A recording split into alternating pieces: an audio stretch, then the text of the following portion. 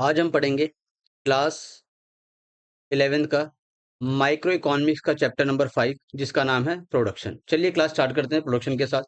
सबसे पहले समझते हैं प्रोडक्शन क्या होता है।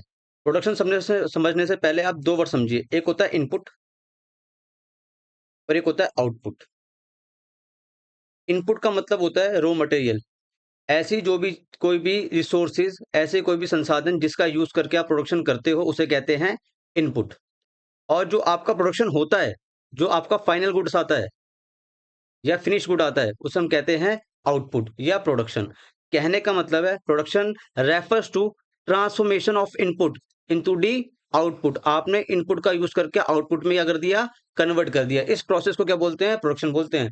प्रोडक्शन एक प्रोसेस होता है जिसमें हम इनपुट का यूज करके, रॉ मटेरियल का यूज करके, लेबर का यूज करके, लैंड का यूज करके, मशीन का यूज करके एक आउटपुट तैयार करते हैं, एक प्रोडक्शन तैयार करते हैं। इसे कहते हैं प्रोडक्शन। फॉर एग्जाम्पल, आपने कॉटन लिया, कॉटन का यूज करके आपने शर्ट बना दिया, तो कॉटन क्या है आपके लिए, इनपुट है, और जो शर्ट है आपके लिए क्या है, आउटपुट है। क्लियर है यहां तक? आगे देखते हैं। अब इनपुट जो होते हैं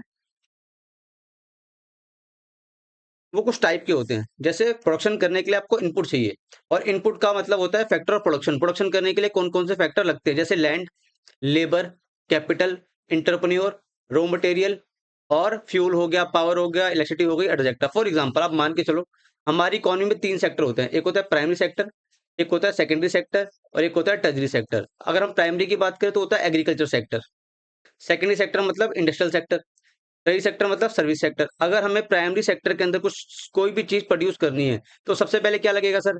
सर एक खेत चाहिए, एक लैंड चाहिए, उसके बाद वहां पर लेबर काम करने के लिए चाहिए आपके लिए, तो लेबर हो गई। लेबर के बाद यहाँ पे आपको मशीन लगवानी पड़ेगी, बीज खरीदना पड़ेगा, उसके लिए पैसा चाहिए, कैपिटल। और इन सब चीजों को मैनेज करने की क्या लगेगा, इंटरप्रेन्योर लगेगा। फैक्टर ऑफ प्रोडक्शन में लैंड, लेबर, कैपिटल, इंटरप्रेन्योर, ये चार वो फैक्टर हैं जो किसी भी चीज के प्रोडक्शन करने के लिए नेसेसरी है, जरूरी है। इसके बाद क्या लगेगा सर? सीड्स लगेंगी, रॉ मटेरियल हो गया, फ्यूल लगेगा, पावर लगेगी, बिजली लगेगी, ये आपके लिए अदर फैक्टर हो गए। अगर मैं सेकेंडरी सेक्टर की बात करूं, सेकेंडरी सेक्टर में आप मान लो आपकी इंडस्ट्री है, तो आपको एक फैक्ट्री लगानी पड़ेगी। जो फैक्ट्री है वो किस पर है, एक लैंड पर होगी। यहाँ पे बहुत सारे वर्कर काम करने आते होंगे, लेबर हो गया, बड़ी बड़ी मशीन्स लगी होंगी, कैपिटल हो गया, और इन सबको मैनेज करने के लिए एक मैनेजर होगा, इंटरप्रेन्योर हो गया। उसके बाद जो भी आप, जैसे फॉर अगर आप शर्ट प्रोड्यूस करते हो, आपका रॉ मटेरियल कॉटन हो गया। अगर आप शू, जूते प्रोड्यूस करते हो तो लेदर हो गया। और बिजली, पानी, ये सब चीजें तो लगेंगी लगेंगी। क्लियर है वाली बात? तो आपको अभी तक समझ में आ गया सर प्रोडक्शन क्या होता है? Production refers to transformation of input into the output, पहली बात। और फैक्टर प्रोडक्शन कौन कौन से हैं? चार मेन है, लैंड, लेबर, कैपिटल, इंटरप्रेन्योर, और उसके साथ साथ रॉ मटेरियल भी है, फ्यूल है, पावर है और बिजली है। और भी अदर और भी चीजें हो सकती है। क्लियर है यहाँ तक? आगे देखते हैं। अब प्रोडक्शन फंक्शन क्या होता है? प्रोडक्शन का मतलब क्या है सर? इनपुट का यूज करके आपने आउटपुट के अंदर ट्रांसफॉर्मेशन किया। अब ये जो इनपुट से जो आउटपुट बना है, ये एक प्रोसेस है। इसके बीच का जो टेक्निकल रिलेशन है, technical relationship between input and output, इसको हम कहते हैं production function. Production function refers to technical relation between input and output. अब जैसे कि आपका आउटपुट है, ओ एक्स का मतलब है आउटपुट, और ये एफ मतलब है टेक्निकल रिलेशन। इसका मतलब है आउटपुट, इसका मतलब है टेक्निकल रिलेशन। और यहाँ पे अलग अलग आपने यूज कर रखे हैं। आई वन मतलब इनपुट वन, जैसे आपने एक लैंड यूज कर ली, 10 लेबर यूज कर ली, 2 मशीन यूज कर ली, तो जो आउटपुट आया और जिस इनपुट की वजह से जो आउटपुट आया, इसके बीच में जो टेक्निकल रिलेशन है, इसको आप क्या कहोगे? प्रोडक्शन फंक्शन कहोगे। जैसे आपने चेयर बनाई, 250 चेयर्स बनाने के लिए आपको 7 लेबर और 2 कैपिटल लगी। इसकी हेल्प से आपने क्या बना दिया? 250 चेयर्स बना दी। तो 250 इज आउटपुट। बना कैसे? इनपुट का यूज किया। इनपुट क्या किया? 7 लेबर की और 2 कैपिटल की। तो इनके बीच में जो टेक्निकल रिलेशन है, इसको आप क्या बोलोगे? प्रोडक्शन फंक्शन बोलोगे। क्लियर है यहां तक? अब हम एक टॉपिक समझने वाले हैं। अब जैसे आपको मैं बताऊं, जो इनपुट्स है जिसकी हेल्प से हम प्रोडक्शन करते हैं, वो भी दो तरीके के होते हैं। एक होते हैं वेरिएबल फैक्टर,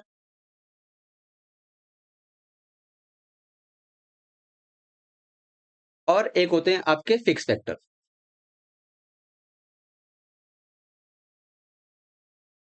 और जो वेरिएबल फैक्टर और फिक्स फैक्टर होते हैं, ये रिलेटेड होते हैं शॉर्ट रन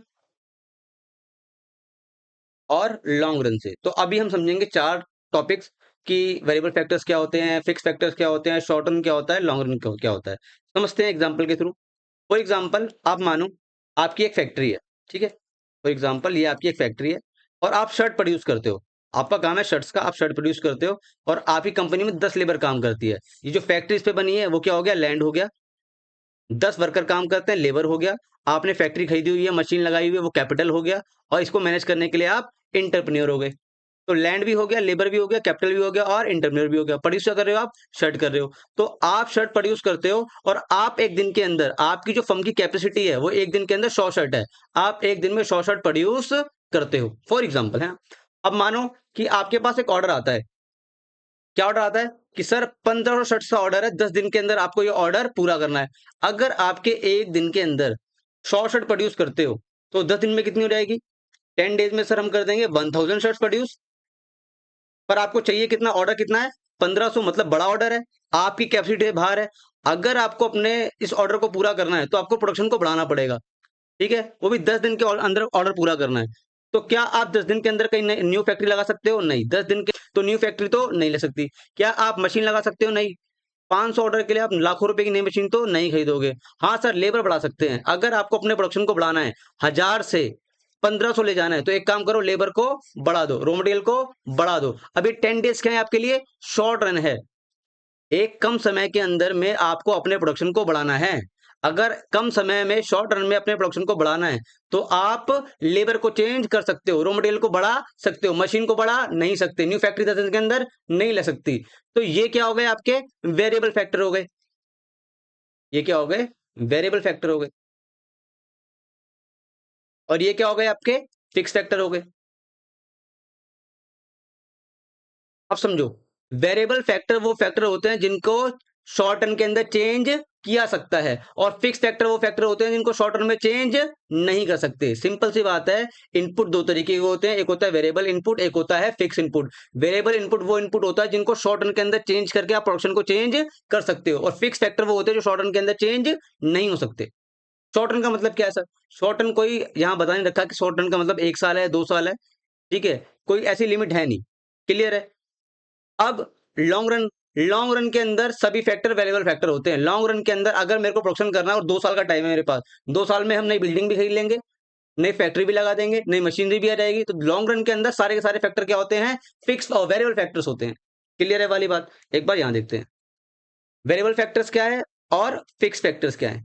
वेरिएबल फैक्टर वो फैक्टर होते हैं can be change in the short run. Variable factor वो फैक्टर है जिनको आप शॉर्ट रन में चेंज कर सकते हो, जैसे रॉ मटेरियल, जैसे लेबर। फिक्स फैक्टर वो होते हैं can not be change in the short run, जिसको शॉर्ट रन में आप चेंज नहीं कर सकते। Building, plant and machinery. अब ये क्या है, वेरिएबल फैक्टर वो होते हैं जो डायरेक्टली वरी करते हैं आउटपुट के साथ। अगर इनको बढ़ाओगे, अगर वेरिएबल लेबर बढ़ेगी, अगर रॉ मटेरियल और लेबर को बढ़ाओगे, प्रोडक्शन बढ़ जाएगा। अगर लेबर और रॉ मटेरियल को कम करोगे, प्रोडक्शन घट जाएगा। Directly worry with output, output के साथ ये सेम बिहेवियर है इनका। अगर इनपुट बढ़ेगा, लेबर बढ़ेगी, आउटपुट बढ़ेगा, लेबर कम होगी, आउटपुट कम होगा। क्लियर है। और ये directly worry don't directly worry output, इनका आउटपुट से कोई लेना देना नहीं है डायरेक्ट रूप से। क्लियर है। 3 बातें। वेरिएबल फैक्टर वो फैक्टर होता है जिसको शॉर्ट टर्म में चेंज किया सकता है। फिक्स फैक्टर वो होता है जिसको शॉर्ट टर्म में चेंज नहीं कर सकते। वेरिएबल फैक्टर का एग्जांपल क्या है, रॉ मटेरियल हो गया और लेबर हो गई। फिक्स फैक्टर का क्या हो गया, बिल्डिंग एंड मशीनरी हो गई। और जो वेरिएबल फैक्टर होते हैं वो प्रोडक्शन के साथ डायरेक्टली वरी करते हैं। अगर इनपुट बढ़ेगा, लेबर बढ़ेगी, आउटपुट बढ़ेगा। अगर इनकम और लेबर कम होगी, आउटपुट कम होगा। और ये वरी नहीं करते। क्लियर है। अब देखते हैं शॉर्ट रन क्या होता है, लॉन्ग रन क्या होता है। शॉर्ट रन वो टाइम पीरियड होता है जिसके अंदर आप सिर्फ वेरिएबल फैक्टर को चेंज कर सकते हो। Short run refers to a period in which output can be change. आप प्रोडक्शन को कम भी कर सकते हो, ज्यादा भी कर सकते हो with the help of variable factor. Variable factor में ही चेंज करके प्रोडक्शन को चेंज किया जा सकता है। और वेरिएबल फैक्टर, अब जो शॉर्ट रन में फैक्टर्स होते हैं वो 2 टाइप के होते हैं, वेरिएबल फैक्टर और फिक्स फैक्टर, जैसे कि labour, raw material, plant and machinery and building. Clear है। लॉन्ग रन का मतलब क्या है, लॉन्ग रन एक वो समय होता है, वो लंबा टाइम होता है जिसके अंदर सारे फैक्टर को आप चेंज कर सकते हो। इसमें वेरिएबल और फिक्स कुछ नहीं होता, सारे के सारे फैक्टर आपके लिए क्या है, वेरिएबल है। Long run refers to a period in which output can be change. Output को आप बदल सकते हो, चेंजिंग ऑल फैक्टर, सभी फैक्टर में चेंज किया सकता है। All the factor are variable factor. Clear है यहां से। अब शॉर्ट रन के अंदर third point, price determination. Short run के अंदर जो डिमांड होती है, प्राइस, प्राइस तय कैसे होता है? प्राइस तय करती है डिमांड एंड सप्लाई। अगर आपको किसी भी चीज का प्राइस तय करना है तो मार्केट फोर्सेस तय करती है, और मार्केट फोर्सेस का मतलब क्या होता है? Demand and supply. Short run के अंदर demand is more active, supply active नहीं होती। क्या एक्टिव होता है? डिमांड एक्टिव होती है। डिमांड तय करती है कि प्राइस क्या होगा। क्लियर है? क्योंकि शॉर्ट रन में आप सप्लाई को बहुत ज्यादा तो नहीं बढ़ा सकते। क्लियर है? लॉन्ग रन के अंदर क्या होता है? Demand and supply both play equal role in price determination. Price को तय करने में दोनों ही इंपॉर्टेंट रोल को निभाती हैं। अब जो प्रोडक्शन होता है वो भी तीन टाइप का होता है। जो प्रोडक्ट होते हैं वो भी तीन टाइप के होते हैं। एक होता है टोटल प्रोडक्ट, जिसे हम कहते हैं टीपी। एक होता है मार्जिनल प्रोडक्ट,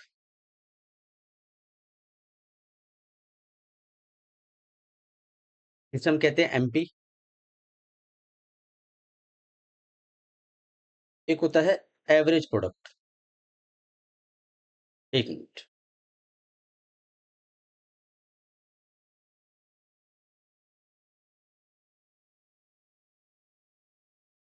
जिसे कहते हैं एपी। तो जो आपका प्रोडक्शन हो गया या प्रोडक्ट हो गया, जो आउटपुट आता है वो तीन तरीके से होता है। एक होता है टीपी, एक होता है एमपी और एक होता है एपी। समझते हैं कि टीपी क्या है, एमपी क्या है, एपी क्या है। सबसे पहले समझते हैं। हमारे पास एक फिक्स फैक्टर है। फिक्स फैक्टर मतलब मशीनरी है, और एक वेरिएबल फैक्टर है। मान लो एक मशीन पर एक लेबर काम कर रही है, तो प्रोडक्शन कितना हो रहा है? 10 हो रहा है। एक मशीन पर एक लेबर आपने और बढ़ा दी, अब 2 लेबर काम कर रही है, अब कितना प्रोडक्शन हो रहा है? 30 प्रोडक्शन हो रहा है। एक मशीन पे आपने एक लेबर को और बढ़ा दिया, अब कितना वर्क हो रहा है? 45 यूनिट प्रोड्यूस हो रही है। एक मशीन पर टोटल 4 लोग काम कर सकते हैं, आपने 4 लोग और लगा दिए, अब कितना प्रोडक्शन हो रहा है? मान लो 52 हो रहा है। ये है टोटल प्रोडक्शन। टोटल प्रोडक्शन का मतलब होता है कि आपका जो भी इनपुट है, चाहे वो फिक्स हो चाहे वो वेरिएबल हो, एक फिक्स फैक्टर पर जो आपकी फॉर एग्जांपल मशीनरी है, उस मशीन पे 4 लेबर काम कर सकती है, चारों लेबर मिलकर काम करती है, और जितना उसने प्रोड्यूस किया वो क्या है आपके लिए? टोटल प्रोडक्ट है। टोटल प्रोडक्ट का मतलब होता है कि आपके जितने भी इनपुट हैं, वेरिएबल और फिक्स, उसका आप यूज करके कितना प्रोडक्शन कर सकते हो। It is a total production. अब मार्जिनल प्रोडक्शन क्या है? मार्जिनल का मतलब ही आपको पता होगा। मार्जिनल का मतलब होता है one additional unit. One additional unit. एक लेबर काम कर रही थी, कितना प्रोडक्शन हो रहा था सर? 10 हो रहा था। आपने एक लेबर को और बढ़ा दिया, वन एडिशनल यूनिट को आपने और बढ़ा दिया, अब कितना प्रोडक्शन हो रहा है? 10 से 30 हो गया, मतलब 20 बढ़ गया। पहले एक लेबर काम कर रही थी, 10 प्रोडक्शन हो रहा था। 2 लेबर काम करने लगे, 30 प्रोडक्शन हो गया, मतलब दूसरे के आने से कितना बढ़ा सर? 20 बढ़ा। एक लेबर आपने और बढ़ा दी, अब टोटल प्रोडक्शन कितना हो गया? 45। तो पहले 30 था, 45 हो गया, मतलब एक लेबर कहने से कितना बढ़ गया? 15 बढ़ गया। पहले 45 है, एक लेबर और बढ़ गई, टोटल प्रोडक्शन कितना हो गया? 52। इसका मतलब पहले 45 था, अब 52 हो गया, एक लेबर से कितना बढ़ गया? 7 बढ़ गया। इसको कहते हैं एमपी। एमपी का मतलब है मार्जिनल प्रोडक्ट, और मार्जिनल प्रोडक्ट का मतलब है जब भी आप फिक्स फैक्टर पर एक वेरिएबल फैक्टर को बढ़ाओगे, जब भी आप फिक्स फैक्टर पर एक वेरिएबल फैक्टर की एक यूनिट को बढ़ाओगे, तो उससे होने वाला प्रोडक्शन क्या कहलाएगा? मार्जिनल प्रोडक्शन कहलाएगा। क्लियर है? अब देखते हैं एवरेज प्रोडक्शन। एवरेज प्रोडक्शन का मतलब होता है पर यूनिट। एवरेज का मतलब ही है पर यूनिट प्रोडक्शन। इसको निकालने का फॉर्मूला भी आपका होता है एपी का, टीपी अपॉन में वेरिएबल फैक्टर, या वेरिएबल फैक्टर कि एवरेज कितना हो रहा है। जैसे एक वेरिएबल फैक्टर प्रोड्यूस कर रहा है तो 10 का ही प्रोडक्शन हो रहा है, यही एवरेज आएगा। दो लोग मिलकर 30 का प्रोडक्शन कर रहे हैं, एक इंसान 10 का प्रोडक्शन कर रहा है, दो लोग मिलकर कितना कर रहे हैं? 30 कर रहे हैं, तो दोनों का एवरेज कितना आएगा? 15 आ जाएगा। तीन लोग मिलकर 45 कर रहे हैं, तीन का एवरेज कितना आएगा सर? तीन का ही 15 आ जाएगा। तो एवरेज पर यूनिट की हर एक इंसान कितना कर पा रहा है, एक एवरेज कितना आ रहा है। हो सकता है कोई लोग, कुछ वर्कर्स बहुत एफिशिएंट है, वो ज्यादा प्रोडक्शन कर रहे हैं, कुछ एफिशिएंट नहीं है, वो कम कर रहे हैं, पर एवरेज क्या आएगा? सबका मिला के आता है। क्लियर है यहां तक? तो तीन तरीके से है, टीपी, एमपी और एपी। टीपी का मतलब है टोटल प्रोडक्शन, जितने भी फैक्टर्स है उनका यूज करके जितना प्रोडक्शन हो रहा है वो टोटल हो गया। मार्जिनल का मतलब हो गया एक एडिशनल यूनिट को बढ़ाने से, एक लेबर को बढ़ाने से कितना प्रोडक्शन बढ़ गया, वो मार्जिनल हो गया। और इसका टोटल का जो पर एवरेज आ रहा है वो आपके लिए क्या हो गया? एवरेज प्रोडक्शन हो गया। क्लियर है? टीपी का निकालने का फॉर्मूला होता है sum of MP, sigma MP. और एमपी का फॉर्मूला होता है TP N minus TP N minus 1। ठीक है जी। और एपी का फॉर्मूला होता है आपका टीपी अपॉन में एन। क्लियर है? मैं आपको एक एग्जांपल की हेल्प से समझाता हूँ। जरा देखो यहाँ पर। फॉर एग्जांपल, यहाँ पे वेरिएबल फैक्टर है, यहाँ पर फिक्स फैक्टर है। फिक्स फैक्टर 1 1 1 1 1 1 ले लो। वेरिएबल फैक्टर ले लो आप 1 2 3 4 5 6 और आप टीपी याद कर लो। टीपी क्या है सर? टीपी है 10 30 45 52 52 48। अब हमें एमपी निकालना है। क्या निकालना है? एमपी। एमपी का फॉर्मूला क्या है? टीपी एन माइनस में टीपी एन माइनस 1। इसका मतलब साफ होता है, पहले वाला सेम रहेगा। 30 में से 10 माइनस कर दो, अगले वाले में से पहले वाला n माइनस 1 को माइनस करो, कितना आएगा? 20। 45 से 30 गया 15। 52 में से 45 गया 7। 52 में से 52 गया 0। 48 में से 52 गया तो -4। ये आ गया आपका एमपी। अगर एपी निकालना हो तो फॉर्मूला क्या है? टीपी अपॉन में एन। टीपी कितना है बेटा? 10। वेरिएबल फैक्टर कितना है? 1। 10 आ गया। टीपी कितना है? 30। वेरिएबल फैक्टर कितना है? 2। 15 आ गया। टीपी कितना है? 45। वेरिएबल फैक्टर कितना है? 3। कितना आ गया? 15 आ गया। 52 अपॉन में 4, आई थिंक 13 आएगा। 52 अपॉन में 5, 10.8 आ जाएगा। 48 अपॉन में 6, 8 आ जाएगा। सॉरी, यहाँ 4 होगा, 10.4। क्लियर है यहाँ तक? अब आगे देखते हैं। अब समझते हैं लॉ ऑफ वेरिएबल प्रोपोर्शन क्या होता है। ध्यान समझना बहुत इंपॉर्टेंट है, इस चैप्टर में ये क्वेश्चन आता है, हर साल आता है। इसको भी हम टेबल की हेल्प से समझेंगे। सबसे पहले वेरिएबल फैक्टर। वेरिएबल फैक्टर या सबसे पहले मानो फिक्स फैक्टर। फिक्स फैक्टर क्या है हमारे पास? मशीनरी, एक मशीन है। वेरिएबल फैक्टर क्या है? लेबर है। एक मशीन पे एक इंसान काम करता है, एक मशीन पे एक लेबर काम करती है। हमारा प्रोडक्शन होता है 10, टोटल प्रोडक्शन 10 होता है। इस मशीन पर, एक ही मशीन पे हमने 2 लोग काम करा दिए और इस मशीन की जो कैपेसिटी है वो मान लो 4 या 5 है। 2 लोग काम करने लगे, कितना प्रोडक्शन हो गया सर? 30 हो गया। एक मशीन पे एक व्यक्ति काम करने और लगा, 3 लोगों को काम, 3 लेबर बढ़ा दी, अब सर प्रोडक्शन 42 हो रहा है या 45 हो रहा है। एक मशीन पे एक लेबर और बढ़ा दिया आपने, अब कितना हो रहा है सर? 52 हो रहा है। एक मशीन पे 5 लेबर कर दिया आपने, अब सर कितना हो रहा है? 52 हो रहा है। एक मशीन पे आपने फिर बढ़ा दिया एक को, 6 लेबर काम कर रही है, अब कितना हो रहा है? 48 हो रहा है। अब एक बार एमपी का नेचर देखो, उसमें क्या है? 10 20 15 7 0 -4। ध्यान से देखना, जैसे जैसे फिक्स फैक्टर हमारे पास है, मशीन मशीन कितनी है? एक ही है। जैसे जैसे फिक्स फैक्टर पे हम वेरिएबल फैक्टर को बढ़ाते हैं, फिक्स फैक्टर 1 1 1 1 1, वेरिएबल फैक्टर बढ़ रहा है, लेबर 1 2 3 4 5 6। जैसे जैसे आप फिक्स फैक्टर पे वेरिएबल फैक्टर को बढ़ाओगे, टीपी स्टार्टिंग में, टीपी स्टार्टिंग में इंक्रीज करेगा एट इंक्रीजिंग रेट, फिर टीपी इंक्रीज करेगा एट डिक्रीजिंग रेट, और फिर टीपी क्या करेगा? फॉल करेगा। इसे हम कहते हैं law of variable proportion. Law of variable proportion इतनी बात बोलता है कि जैसे जैसे आप फिक्स फैक्टर पे, जैसे जैसे आप फिक्स फैक्टर पे वेरिएबल फैक्टर को बढ़ाओगे, स्टार्टिंग में टीपी बढ़ेगा। देखो 10 से 30 हो गया, टीपी क्या हो रहा है? बढ़ रहा है। रेट क्या है? Increasing rate. उसके बाद टीपी 30 से 45 हो गया, 45 से 52 हो गया, यहाँ पे भी टीपी क्या हो रहा है? बढ़ रहा है, बट इसका रेट क्या है? डिक्रीजिंग है। मैं भी आपको बताऊंगा डिक्रीजिंग कैसे होता है। लास्ट में टीपी क्या कर गया? फॉल कर गया। तो जैसे जैसे फिक्स फैक्टर पे आप वेरिएबल फैक्टर को बढ़ाओगे, स्टार्टिंग में टीपी बढ़ेगा इंक्रीजिंग रेट से, फिर टीपी इंक्रीज करेगा डिक्रीजिंग रेट से, फिर लास्ट में वो करेगा? फॉल करेगा। क्लियर है यहाँ तक? जरा और देखो एक बार।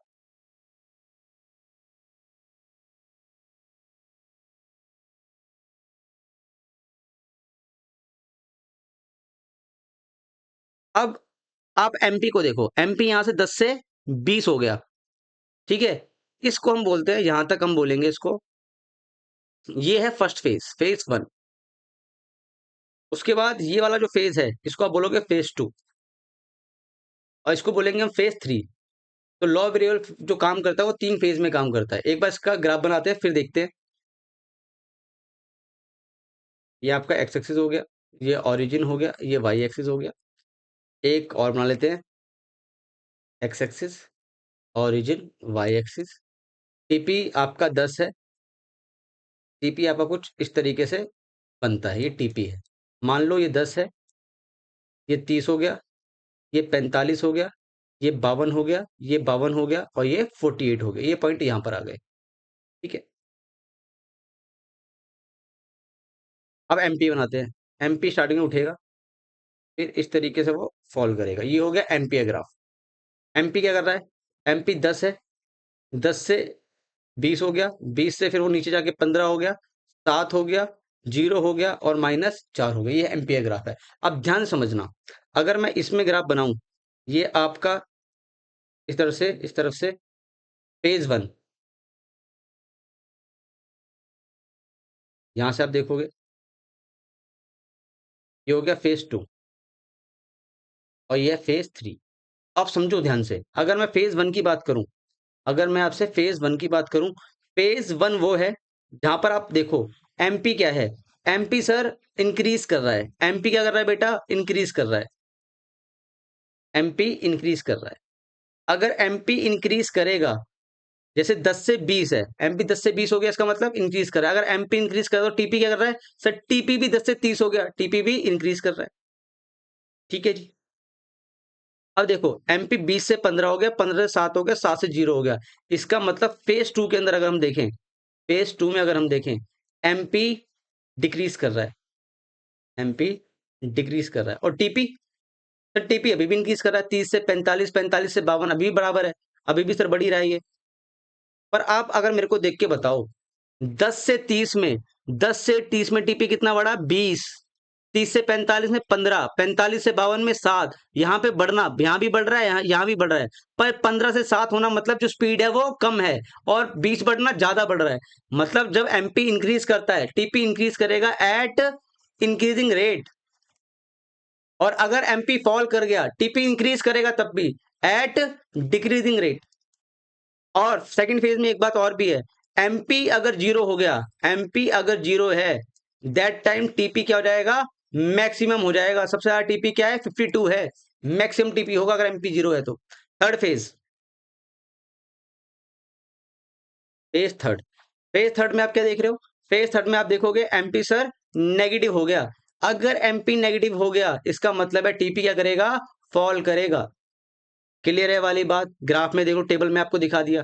पहला फेज ये वाला, यहां तक अगर आप देखो, टीपी इंक्रीज कर रहा है, एमपी भी इंक्रीज कर रहा है। इसमें एमपी फॉल करेगा, टीपी इंक्रीज कर रहा है बट डिक्रीजिंग रेट से, इसमें इंक्रीजिंग रेट से। यहां पर एमपी नेगेटिव हो गया, टीपी फॉल होना स्टार्ट हो गया। समझ में आ रहा है यहां तक? क्लियर है यहां तक? अब आप मेरे को इसमें एक बार एक चीज और देखो, लॉ ऑफ वेरिएबल प्रोपोर्शन का सिंपल सा मतलब है, जैसे जैसे फिक्स फैक्टर पे आप वेरिएबल फैक्टर को बढ़ाओगे, स्टार्टिंग में एम टीपी क्या करेगा? इंक्रीजिंग रेट से बढ़ेगा, फिर डिक्रीजिंग रेट से बढ़ेगा, फिर फॉल करना स्टार्ट हो जाएगा। जैसे आप टेबल में भी देख सकते हो और ग्राफ में भी देख सकते हो। टेबल के अंदर अगर आप देखोगे तो उसमें 3 फेज है। पहले फेज को हम कहते हैं इंक्रीजिंग रिटर्न्स, दूसरे फेज को हम कहते हैं डिक्रीजिंग रिटर्न्स, तीसरे फेज को हम क्या कहते हैं? Negative returns. पहले फेज में एमपी इंक्रीज कर रहा है, टीपी भी इंक्रीज करेगा इंक्रीजिंग रेट से। दूसरे फेज में एमपी डिक्रीज कर रहा है, टीपी क्या करेगा? इंक्रीज करेगा बट डिक्रीजिंग रेट से। तीसरे में सेकंड फेज में एमपी अगर 0 हो गया, अगर एमपी 0 हो गया, अगर एमपी 0 हो गया, तब टीपी क्या हो जाएगा? मैक्सिमम हो जाएगा। और अगर एमपी नेगेटिव हो गया, टीपी फॉलो होना स्टार्ट हो जाएगा। इसे ही हम कहते हैं law of variable proportion. Clear है यहां तक? अब एक बार देखते हैं बुक में क्या लिखा है।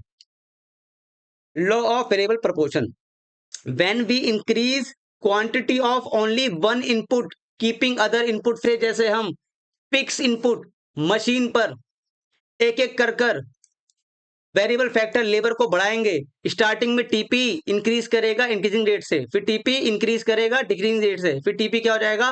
फॉल करेगा। जैसे देखो, पहले एक लेबर काम कर रही है मशीन पर, फिर 2 लेबर हो गई एक ही मशीन पर, फिर एक मशीन पर 3 लेबर हो गई, फिर एक मशीन पर 4 लेबर हो गई, फिर एक मशीन पर 5 लेबर हो गई। हो क्या रहा है? आप एक फिक्स फैक्टर पर वेरिएबल फैक्टर को बढ़ा रहे हो, वेरिएबल फैक्टर को इंक्रीज कर रहे हो। इससे टीपी क्या करेगा? इंक्रीज करेगा इंक्रीजिंग रेट से।